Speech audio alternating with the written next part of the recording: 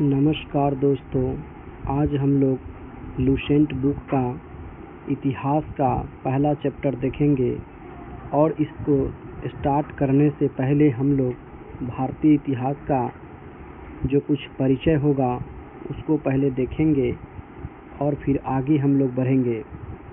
दोस्तों, कहने का मतलब है कि यदि आप कोई भी कंपटीशन की तैयारी करते हैं तो आप लुसेंट को अवश्य ही पढ़ें, क्योंकि जब आप लुसेंट को नहीं पढ़ेंगे तो बहुत ऐसी चीज़ें हैं जो आपको उतना समझ में नहीं आ पाएगी।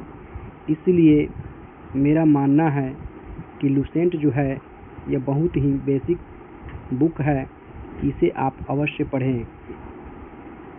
जब आप लुसेंट को अच्छी तरह 2 बार 3 बार स्टडी कर लेते हैं तो आपको बहुत सारी चीज़ें पता हो जाती है और जब आप दूसरे किताब को पढ़ना शुरू करते हैं तो वो आपको आसानी से समझ में आने लगती है। तो दोस्तों, हम रोज़ आपके साथ एक चैप्टर लेकर के आएंगे लुसेंट का, और आज हम लोग शुरू करते हैं लुसेंट का पहला इतिहास का, जो प्राचीन इतिहास का है वो पहला चैप्टर, जिसमें हम लोग सबसे पहले इसके परिचय को देखते हैं और फिर आगे हम लोग आज एक चैप्टर कंप्लीट करेंगे और इस तरीके से रोज़ एक चैप्टर को हम लोग कंप्लीट करते चलेंगे। पहले प्राचीन भारत, फिर मध्यकालीन भारत, फिर आधुनिक भारत। इस तरीके से हम लोग इतिहास को कंप्लीट करेंगे और हम पूरा लुसेंट जो बुक है उसको कंप्लीट कराने का पूरा कोशिश करेंगे। चलिए दोस्तों, आगे बढ़ते हैं और आज का क्लास हम शुरू करते हैं।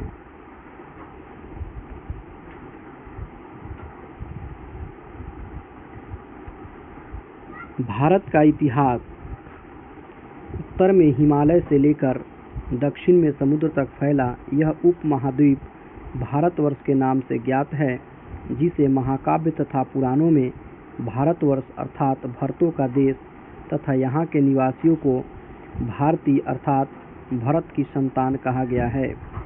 भरत एक प्राचीन कबीले का नाम था। प्राचीन भारतीय अपने देश को जम्बू द्वीप अर्थात जम्बू जामुन वृक्षों का द्वीप कहते थे। प्राचीन ईरानी इसे सिंधु नदी के नाम से जोड़ते थे, जिसे वे सिंधु न कहकर हिंदू कहते थे। यही नाम फिर पूरे पश्चिम में फैल गया और पूरे देश को इसी एक नदी के नाम से जाना जाने लगा। यूनानी इसे इंदे और अरब इसे हिंद कहते थे। मध्यकाल में इस देश को हिंदुस्तान कहा जाने लगा।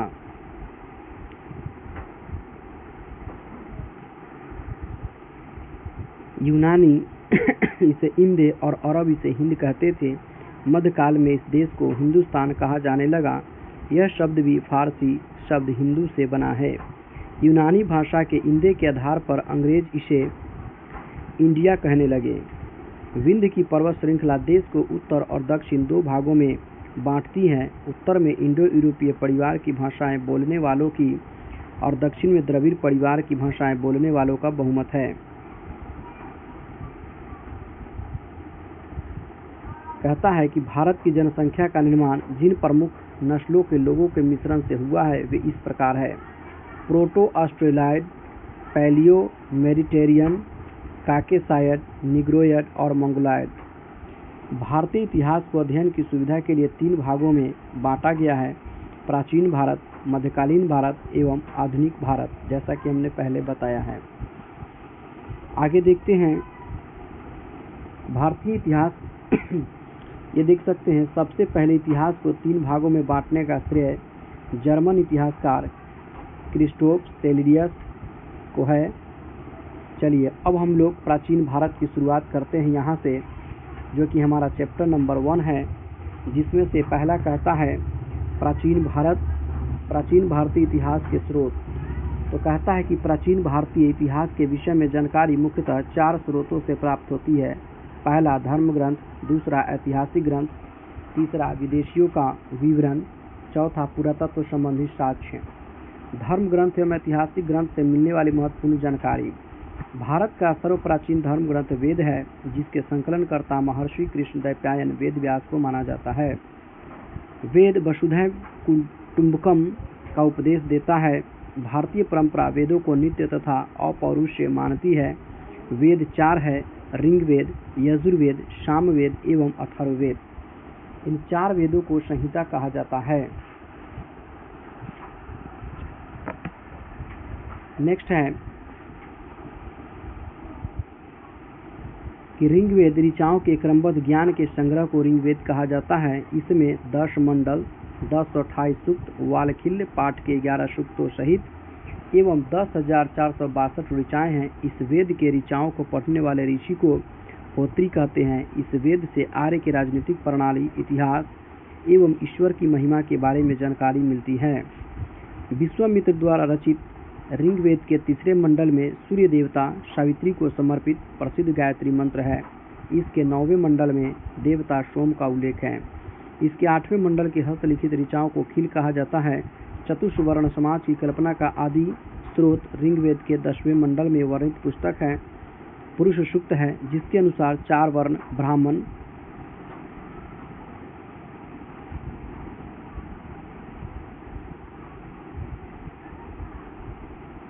क्षत्रिय, वैश्य तथा शूद्र आदि पुरुष ब्रह्मा के क्रमशः मुख, भुजाओं, जंघाओं और चरणों से उत्पन्न हुए हैं।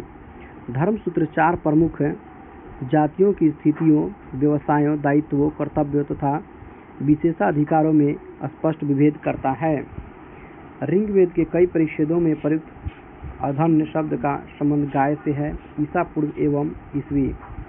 वर्तमान में प्रचलित ग्रेगोरियन कैलेंडर, ईसाई कैलेंडर, जूलियन कैलेंडर ईसाई धर्मगुरु ईसा मसीह के जन्म वर्ष कल्पित पर आधारित है। ईसा मसीह के जन्म के पहले के समय को ईसा पूर्व BC, before the birth of Jesus Christ कहा जाता है।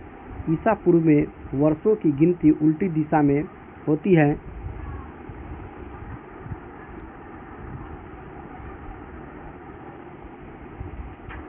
जैसे महात्मा बुद्ध का जन्म 563 ईसा पूर्व में एवं मृत्यु 483 ईसा पूर्व में हुआ, यानी ईसा मसीह के जन्म के 563 वर्ष पूर्व महात्मा बुद्ध का जन्म एवं 483 वर्ष पूर्व मृत्यु हुई। ईसा मसीह की जन्म तिथि से आरंभ हुआ सन ईस्वी सन कहलाता है। इसके लिए संक्षेप में ई लिखा जाता है। ई को लैटिन भाषा के शब्द एडी में भी लिखा जाता है। एडी यानी एनो डोमिनी, जिसका शाब्दिक अर्थ है in the year of Lord Jesus Christ. Vincent Arthur Smith ने प्राचीन भारत का पहला सुव्यवस्थित इतिहास अर्ली हिस्ट्री ऑफ इंडिया 1904 में तैयार किया। इस पुस्तक के 1/3 भाग में केवल सिकंदर का आक्रमण वर्णित है। इसमें भारत को स्वेच्छाचारी शासन वाला देश कहा गया है, जिसे ब्रिटिश शासन की स्थापना से पहले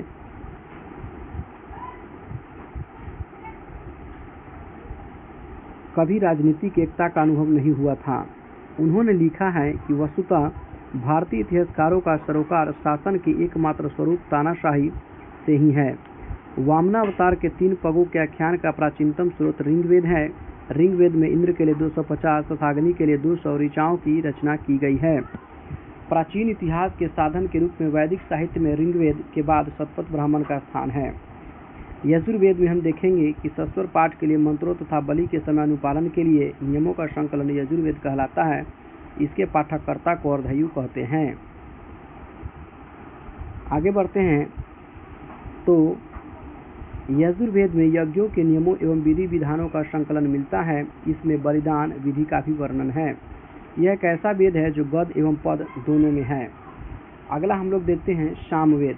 शाम का शाब्दिक अर्थ है गान। इस वेद में मुख्यतः यज्ञों के अवसर पर गाए जाने वाले ऋचाओं मंत्रों का संकलन है। इसके पाठककर्ता को उदात्री कहते हैं। इसका संकलन ऋग्वेद पर आधारित है। इसमें 1810 सूक्त है जो प्रायः ऋग्वेद से लिए गए हैं। इसे भारतीय संगीत का जनक कहा जाता है। यजुर्वेद तथा सामवेद में किसी भी विशिष्ट ऐतिहासिक घटना का वर्णन नहीं मिलता है। नेक्स्ट देखते हैं अथर्ववेद। अथर्ववेद में कहता है कि अथर्वा ऋषि द्वारा रचित इस वेद में कुल 731 मंत्र तथा लगभग 6000 पद हैं। इसके कुछ मंत्र ऋग्वैदिक मंत्रों से ही प्राचीनतर हैं। औषधोत का उल्लेख सबसे पहले अथर्ववेद में मिलता है।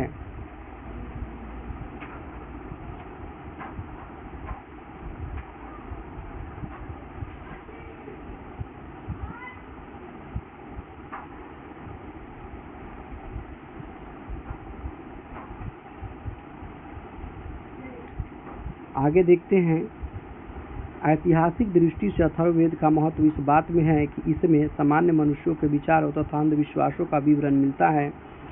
पृथ्वी सूक्त अथर्ववेद का प्रतिनिधि सूक्त माना जाता है। इसमें मानव जीवन के सभी पक्षों, गृह निर्माण, कृषि की उन्नति, व्यापारिक मार्गों का गहन खोज, रोग निवारण, समन्वय, विवाह तथा प्रणय, गीतों, राजभक्ति, राजा का चुनाव, बहुत से वनस्पतियों एवं औषधियों, साप वशीकरण, प्रायश्चित, मातृभूमि महात्म्य आदि का विवरण दिया गया है। कुछ मंत्रों में जादू टोने का भी वर्णन है।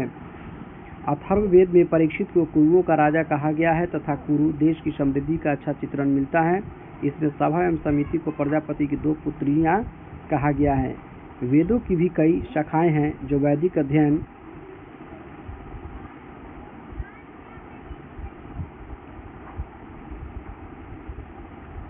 और व्याख्या से जुड़े विभिन्न दृष्टिकोणों का प्रतिनिधित्व करती है। शाकल शाखा ऋग्वेद से जुड़ी एकमात्र जीवित शाखा है। यजुर्वेद को शुक्ल यजुर्वेद और कृष्ण यजुर्वेद 2 शाखाओं में बांटा गया है। मध्यान्ह और कान्व शुक्ल यजुर्वेद अथवा वाजपेय संहिता की शाखाएं हैं। कृष्ण यजुर्वेद से ही जुड़ी शाखाएं काठक, कनिष्ठल, मैत्रेयी और तैत्तिरीय है। कौथुम, रामायणी एवं जैमिनीय या तलवाकर सामवेद की शाखाएं हैं। अथर्ववेद की शाखाएं शौनक और पैपलाद है। सबसे प्राचीन वेद ऋग्वेद एवं सबसे बाद का वेद अथर्ववेद है।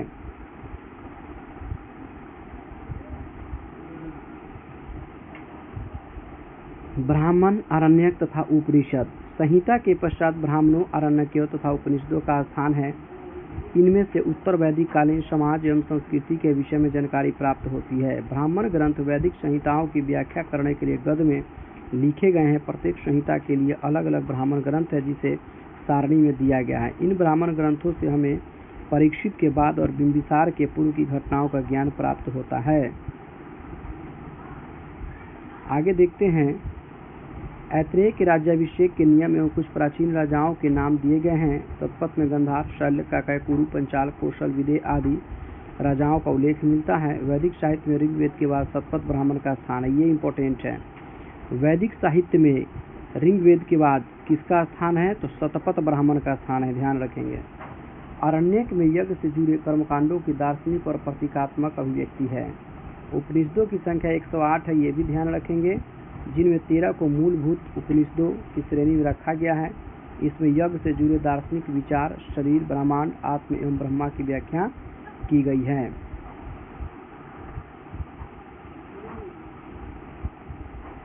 स्त्री की सर्वाधिक गिरी हुई स्थिति मैत्रेयी संहिता से प्राप्त होती है, जिसमें जुआ और शराब की भांति स्त्री को पुरुष का तीसरा मुख्य दोष बताया गया है। शतपथ ब्राह्मण में स्त्री को पुरुष का अर्धांगिनी कहा गया है। जाबलोपनिषद में 4 आश्रमों का उल्लेख मिलता है। स्मृति ग्रंथों में सबसे प्राचीन एवं प्रमाणिक मनुस्मृति मानी जाती है। यह शुंग काल का मानक ग्रंथ है। नारद स्मृति गुप्त युग के विषय में जानकारी प्रदान करता है। नेक्स्ट देखते हैं, वेदांग एवं सूत्र। वेदों को भली भांति समझने के लिए 6 वेदांगों की रचना हुई है। ये है शिक्षा, शुद्धाचारण शास्त्र, कल्प, कर्म कांडीय विधि, निरुक्त, शब्दों की व्युत्पत्ति का शास्त्र, व्याकरण, छंद व ज्योतिष।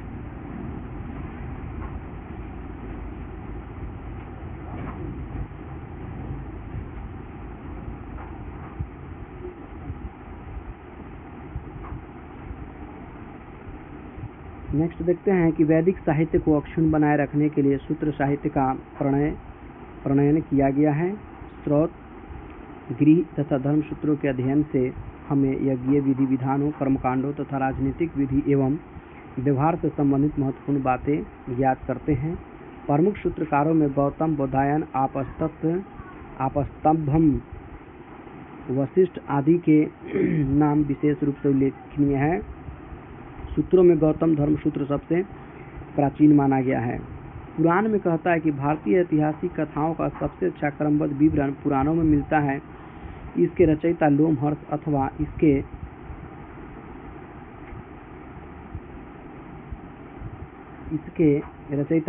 अथवा इनके पुत्र उग्रश्रवा माने जाते हैं। इनकी संख्या कितनी है? तो 18 है। इनमें से केवल 5 जो है मत्स्य, वायु, विष्णु, ब्राह्मण एवं भागवत में ही राजाओं की वंशावली पाई जाती है। आगे देखेंगे कि पुराणों में मत्स्य पुराण सबसे प्राचीन एवं प्रमाणिक है, ये याद रखने लायक है। अधिकतर पुराण सरल संस्कृत श्लोक में लिखे गए हैं। स्त्रियां तथा शूद्र जिन्हें वेद पढ़ने की अनुमति नहीं थी वे भी पुराण सुन सकते थे। पुराणों का पाठ पुजारी मंदिरों में किया करते थे। सामाजिक एवं सांस्कृतिक दृष्टि से अग्नि पुराण का काफ़ी महत्व है, जिनमें राजतंत्र के साथ साथ कृषि संबंधित विवरण भी दिया गया है। और इसमें आप देख सकते हैं कि पुराण है और संबंधित जो वंश है तो विष्णु पुराण से संबंधित है मौर्य वंश, मत्स्य पुराण से है आंध्र सातवाहन, वायु पुराण से है गुप्त वंश है। और आगे जब हम लोग बढ़ते हैं तो यहाँ भी एक था, इसको जरा देख लेते हैं। वेद यानी कि और ब्राह्मण ग्रंथ। ऋग्वेद जो है ऐत्रेय व कौशिकी है, यजुर्वेद तैत्तिरीय व शतपथ है, सामवेद पंचविश है, अथर्ववेद जो है वह गोपथ है। तो इस तरीके से इसे भी आप याद करके जाएं ताकि एग्जाम में ये क्वेश्चन पूछा जाता है। आइए जरा हम लोग देखते हैं कि बौद्ध, जैन एवं अन्य साहित्य से हमें भारत के बारे में क्या जानकारी मिलती है। तो आप देख सकते हैं, कहता है कि जातक में बुद्ध की पूर्व जन्म की कहानी वर्णित है। हीनयान का प्रमुख ग्रंथ कथा वस्तु है ना, ये याद रखने लायक है, जिसमें महात्मा बुद्ध का जीवन चरित्र अनेक कथानकों के साथ वर्णित है। जैन साहित्य को आगम कहा जाता है। जैन साहित्य को क्या कहा जाता है? आगम। जैन धर्म का जो प्रारंभिक इतिहास वो कल्प सूत्र से प्राप्त होता है, ये भी ध्यान रखेंगे। जैन ग्रंथ भगवती सूत्र में महावीर के जीवन कृत्यों तथा अन्य समकालिकों के साथ उनके संबंधों का विवरण मिलता है। अर्थशास्त्र के लेखक चाणक्य, कौटिल्य या विष्णुगुप्त है, ये भी याद रखेंगे। और कहता है कि यह 15 अधिकरणों एवं 180 प्रकरणों में विभाजित है। इससे मौर्यकालीन इतिहास की जानकारी प्राप्त होती है। अनुवादक शाम शास्त्री संस्कृत साहित्य में ऐतिहासिक घटनाओं को क्रमबद्ध लिखने का सर्वप्रथम प्रयास कलहन के द्वारा किया गया। कलहन द्वारा रचित पुस्तक राजतरंगिणी राजाओं की नदी है। इस ग्रंथ में 8 सर्ग हैं जिन्हें तरंगों की संज्ञा दी गई है।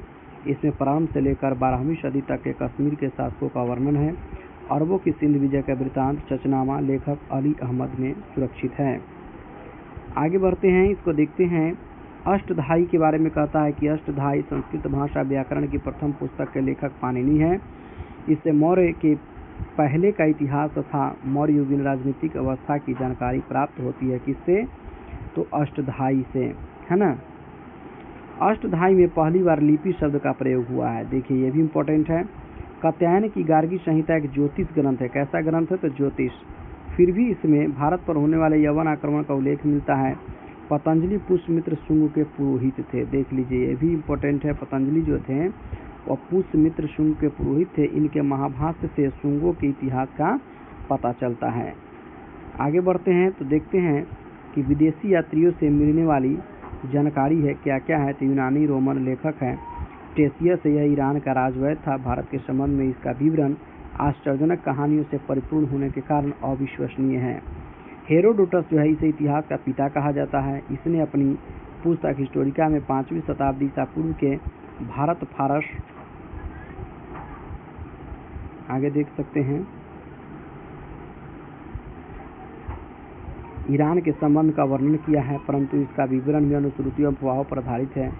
सिकंदर के साथ आने वाले लेखकों में निलियाकस, आनोसिक्रिटस तथा आस्ट्रोबुलस के विवरण अधिक प्रमाणिक एवं विश्वसनीय है। मेगास्थनीज या सेल्यूकस निकेटर का राजदूत था जो चंद्रगुप्त मौर्य के राज दरबार में आया था। इसने अपनी पुस्तक इंडिका में मौर्य युगीन समाज एवं संस्कृति के विषय में लिखा है। डाइमेकस सीरियन नरेश अंतियोकस का राजदूत था जो बिंदुसार के राज दरबार में आया था। इसका विवरण भी मौर्य युग से संबंधित है। डायनोसियस जो है यह मिस्र नरेश टॉलमी फिलाडेल्फस का राजदूत था जो अशोक के राज दरबार में आया था।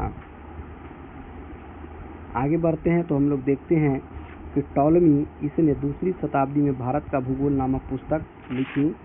प्लिनी इसने 1वीं शताब्दी में नेचुरल हिस्ट्री नामक पुस्तक लिखी। इसमें भारतीय पशुओं, पेड़ पौधे, खनिज पदार्थों आदि के बारे में विवरण मिलता है। पेरिप्लस ऑफ द एरिथ्रियंस इस पुस्तक के लेखक के बारे में जानकारी नहीं है।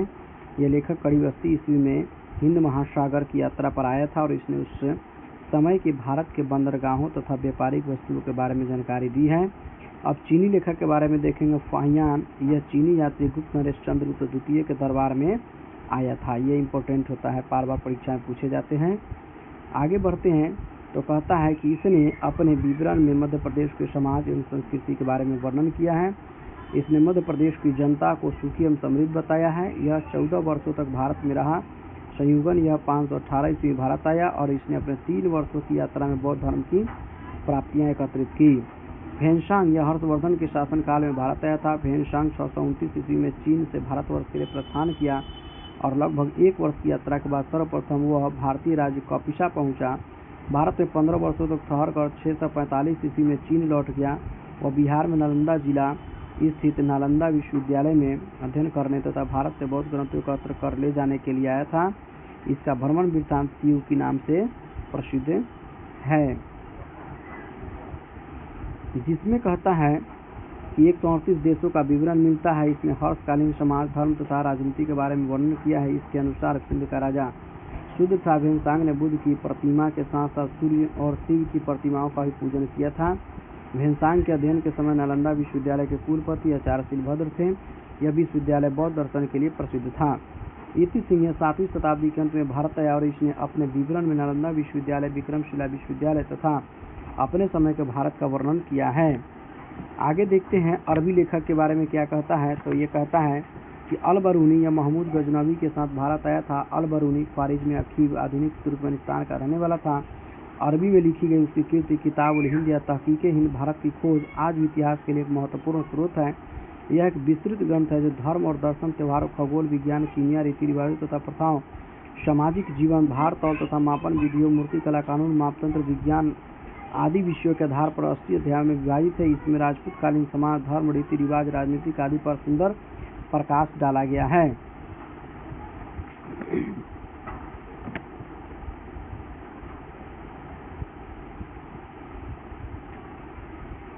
आगे देख सकते हैं कि इब्न बतूता इसके द्वारा अरबी भाषा में लिखा गया उसका यात्रा वृत्तांत, जिसे रेहला कहा जाता है, 14वीं शताब्दी में भारतीय उपमहाद्वीप के सामाजिक तथा सांस्कृतिक जीवन के विषय में बहुत ही प्रचुर तथा सबसे रोचक जानकारियाँ देता है। 1333 ईस्वी में दिल्ली पहुंचने पर इसकी विविधता से प्रभावित होकर सुल्तान मोहम्मद बिन तुगलक ने उसे दिल्ली का काजी न्यायाधीश नियुक्त किया।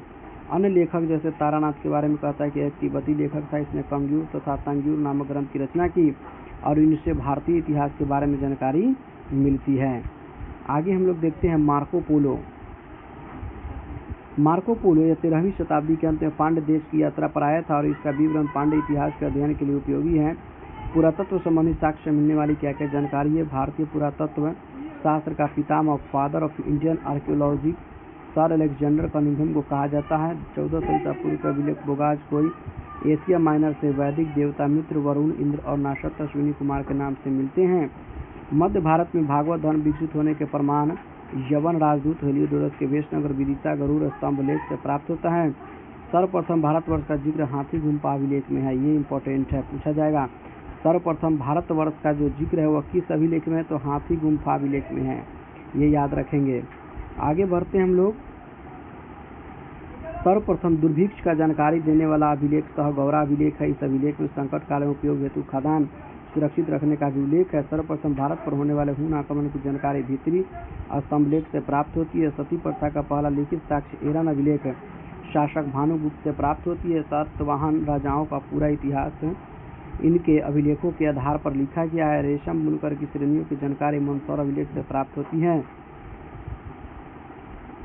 आगे कहता है कि कश्मीरी नौपशानी पुरास्थल बुर्जहोम से गर्तावास गड्ढा घर का साक्ष्य मिला। इनसे उतरने के लिए सीढ़ियाँ होती थी। यहाँ मनुष्य के साथ इनके पालतू कुत्तों को भी दफनाने की प्रथा प्रचलित थी। प्राचीनतम सिक्कों को हाथ सिक्के कहा जाता है। इसी को साहित्य में कसारपन कहा गया है। सर्वप्रथम सिक्कों पर लेख लिखने का कार्य यवन शासकों ने किया। महत्वपूर्ण अभिलेख हाथी गुम्फा अभिलेख तिथि रहित अभिलेख है। कलिंग राजा खारवेल है। जूनागढ़ जो है गिरनार अभिलेख है। तो रुद्रदामन है। तथा नासिक अभिलेख जो है, यानी कि ये शासक था उस समय गौतमी बलश्री। आगे देखेंगे तो प्रयाग स्तंभ लेख है, उस समय समुद्रगुप्त है। एहोल अभिलेख है पुलकेशिन द्वितीय द्वारा। मंदसौर अभिलेख है मालवा नरेश यशोवर्मन। ग्वालियर अभिलेख प्रतिहार नरेश भोज। भीतरियम जूनागढ़ अभिलेख स्कंदगुप्त। तथा देवपारा अभिलेख तथा बंगाल शासक विजय सेन। अभिलेखों का अध्ययन को क्या कहते हैं, तो इपिग्राफी कहते हैं। ये क्वेश्चन पूछा जा सकता है यानी कि अभिलेखों के अध्ययन को क्या कहते हैं, तो इपिग्राफी कहते हैं। समुद्र गुप्त की बिना बजाती हुई मुद्रा वाले सिक्के से उसके संगीत प्रेमी होने का प्रमाण मिलता है। आगे बढ़ते हैं हम लोग। क्या कहता है कि अरिकमेडु पुडुचेरी के निकट से रोमन सिक्के प्राप्त हुए हैं। सबसे पहले भारत के संबंध बर्मा, स्वर्ण भूमि, वर्तमान में म्यांमार, मलाया, स्वर्णद्वीप, कंबोडिया, कम्बोज और जावा महाद्वीप से स्थापित यवद्वीप से स्थापित हुए। उत्तर भारत के मंदिरों की कला की शैली क्या है, तो नागर शैली। ये बहुत ही VVI क्वेश्चन है। उत्तर भारत के मंदिरों की कला की शैली कैसी है, तो नागर शैली। एवं दक्षिण भारत के मंदिरों की कला जो है द्रविड़ शैली कहलाती है। कौन सी शैली कहलाती है, तो द्रविड़ शैली कहलाती है। और दक्षिणापथ के मंदिरों के निर्माण में नागर और द्रविड़ दोनों शैलियों का प्रभाव पड़ा, अतः यह वेसर शैली कहलाती है। पंचायतन शब्द मंदिर रचना शैली से संबंधित है। एक हिंदू मंदिर तब पंचायतन शैली कहलाता है जब मुख्य मंदिर 4 सहायक मंदिरों से घिरा होता है। पंचायतन मंदिर के उदाहरण है कंदरिया महादेव मंदिर खजुराहो में, ब्रह्मेश्वर मंदिर भुवनेश्वर में, और लक्ष्मण कहता है कि लक्ष्मण मंदिर खजुराहो, लिंगराज मंदिर भुवनेश्वर, दशावतार मंदिर देवगढ़ उत्तर प्रदेश, गोंडेश्वर मंदिर महाराष्ट्र। तो दोस्तों आज हम लोगों ने एक चैप्टर को जो है प्राचीन भारत का पहला चैप्टर को हम लोगों ने कंप्लीट किया है। फिर अगले दिन हम लोग सेकंड चैप्टर को लेकर के आएंगे, यानी कि प्रागैतिहासिक काल जो हमारा सेकंड चैप्टर है उसको हम लोग इस किताब के माध्यम से पढ़ेंगे, जानने का प्रयास करेंगे। तो हम अगले वीडियो में फिर आपसे मिलेंगे प्रागैतिहासिक काल के वीडियो लेकर के। तब तक के लिए धन्यवाद। जय हिंद।